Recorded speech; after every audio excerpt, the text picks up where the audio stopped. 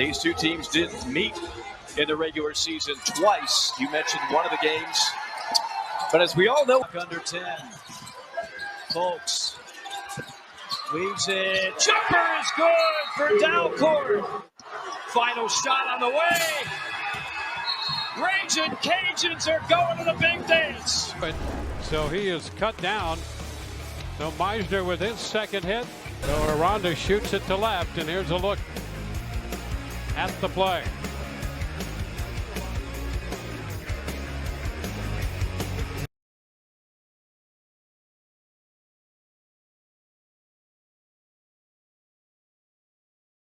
Boy, does he lift this with some power. Dwayne, that's who we were talking about, how excited the Rays are to have him in that lineup with that power potential.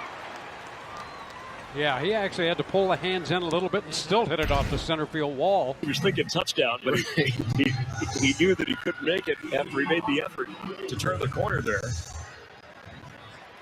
Could have gone out of bounds. He just couldn't get to the out of bounds. They could use me like that this year, too. Roydell Williams. There it is. Finds some space. There it is. And breaks free for a touchdown from 30 yards. Morrell out on that fly ball to center field. 2 gone. And that's one of the reasons they think Danny Jansen will give them a little more pop behind the plate. They're looking for Yandy to be the typical Yandy Diaz, and Brandon Lau with some .com. Rays 5050.com. Oh, Kyle Snyder trying to get. Well, from a legendary head coach to the new guy, things stay the same. The show rolls on.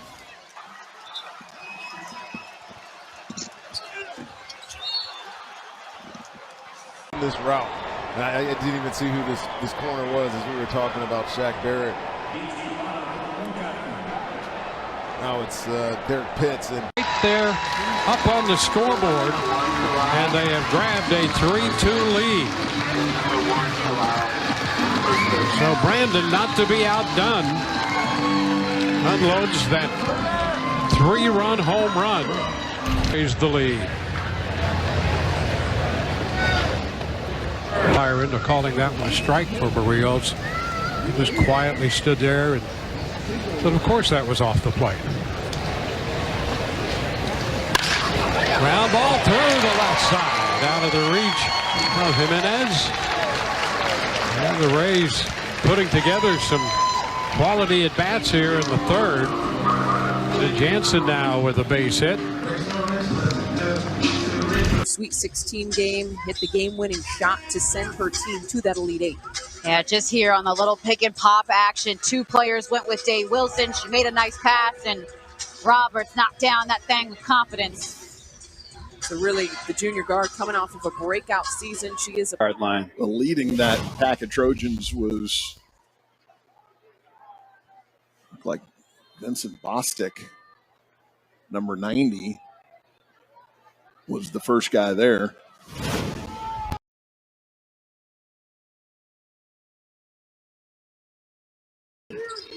It's a 95 NBA playoffs we're referencing right there. Pretty good. Big shot for Taylor. She connects.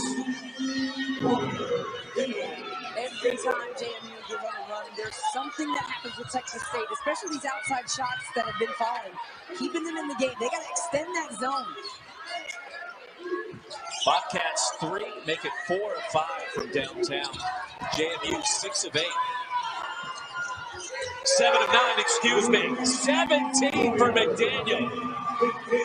Back in Tallahassee, let's check out some of these numbers, Mike, for the Virginia defense, and it's ranked. And you start with that points per game, and it stands out certainly the effort of Tony Bennett's team. Yeah, really slacking off against opponent 3-point field goal percentage at 4th and steals at 3rd. But the bench with his 3rd. That was the 2nd on Zarzuela. Nice rejection there from Diawara. Here comes Zarzuela. Open 3 from the corner for Tracy Oquindo. Bartholomew. Shot clock at 2. And a 3-point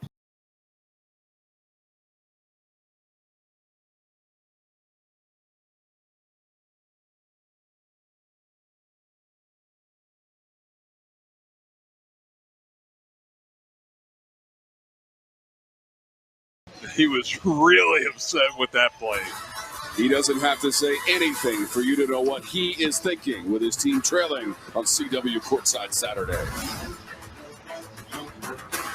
Virginia 4 of 10 from 3. You know, that was a big part of their offense, especially in the first. Virginia 16 to 12 in the paint area. They're bigger guys. We talked about them maximizing their size as one of their keys, and they were able to do that against, 9 different players for the Noles scored.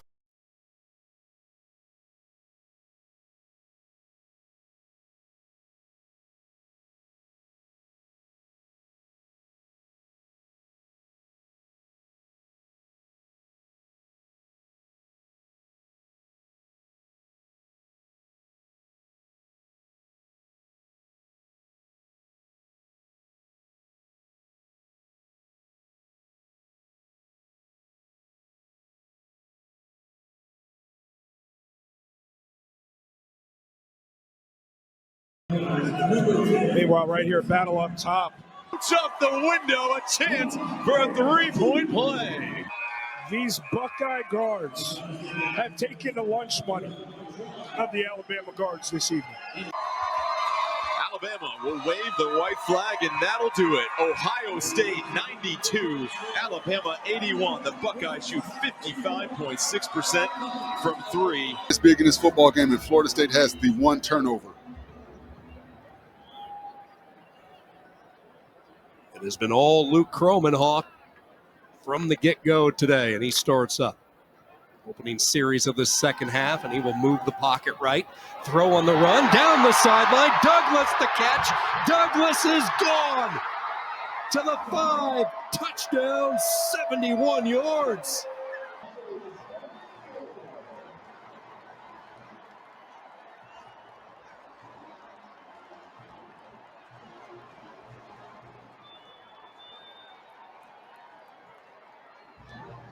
And a great job by Luke putting the ball right on Douglas, and you saw Douglas high-stepping out of the ankle tackle, starting to exude from this young man, and he knows now he can get the ball down the field with that vertical pass game.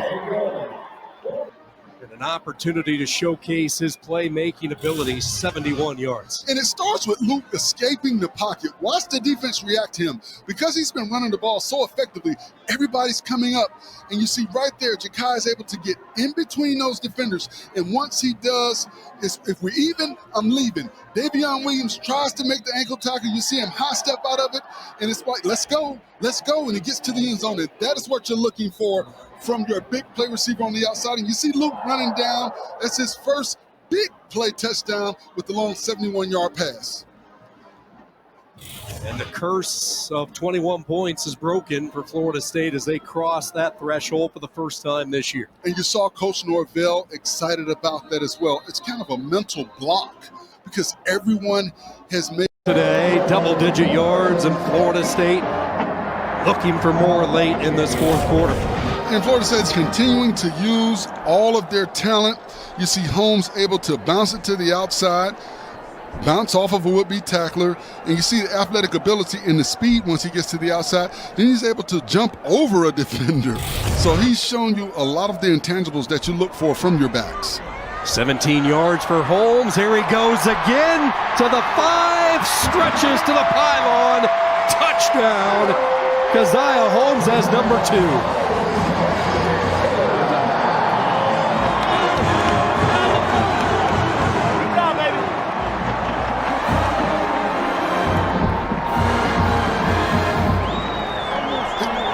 And Keziah Holmes is one of your bigger backs at 5'11", 215, and you see him cut, you see the bounce, the jump cut, and then he gets to the outside, and then he's rumbling, and then he starts to rumbling, and stumbles into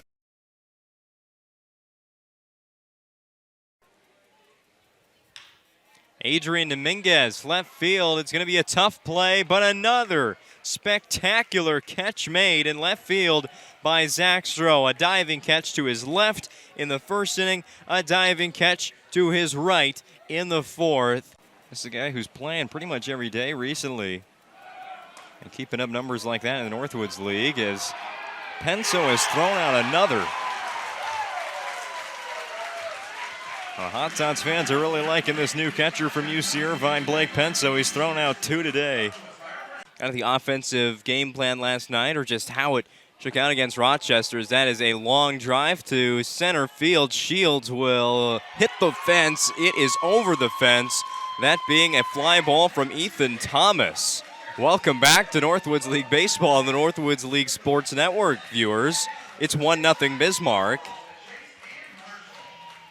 as Ethan Thomas starts the scoring tonight. That is down for a hit and an RBI for Adam Haber. 3 hits today for the leadoff batter in the order. And that brings in a run, and the Big Sticks go back up by 2. Esker to left field. It keeps on going, and it is gone. Solo home run for Xavier Esker. It's a 1-run ball game once again.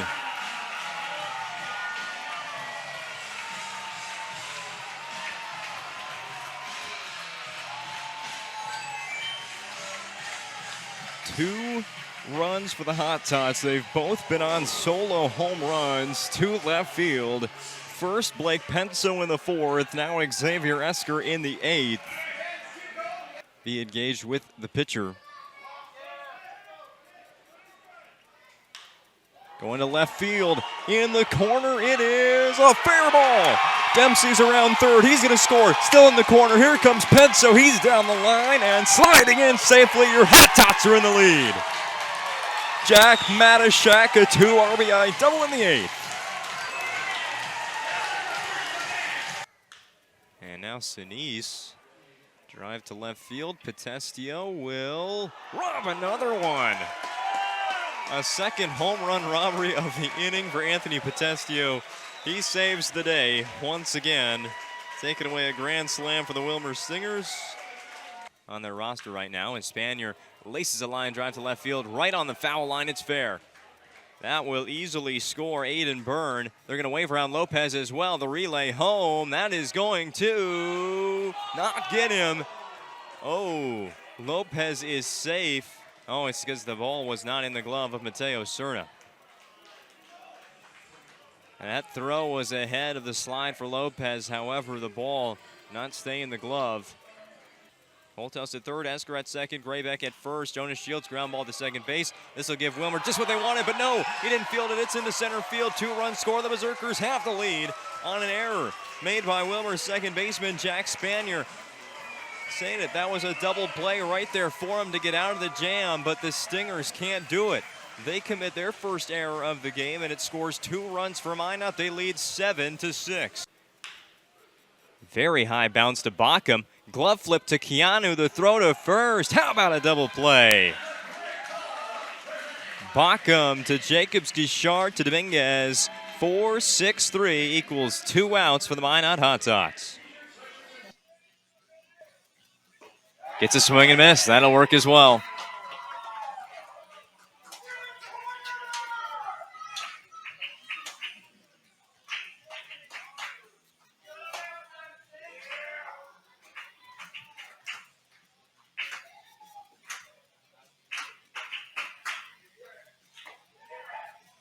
Called strike 2. Back pick to first base, and that's how this game is going to end. Lucas Pringle have a day behind the plate. He throws out 2 runners on the bases and then back picks Maximus Martin for the final out of the game.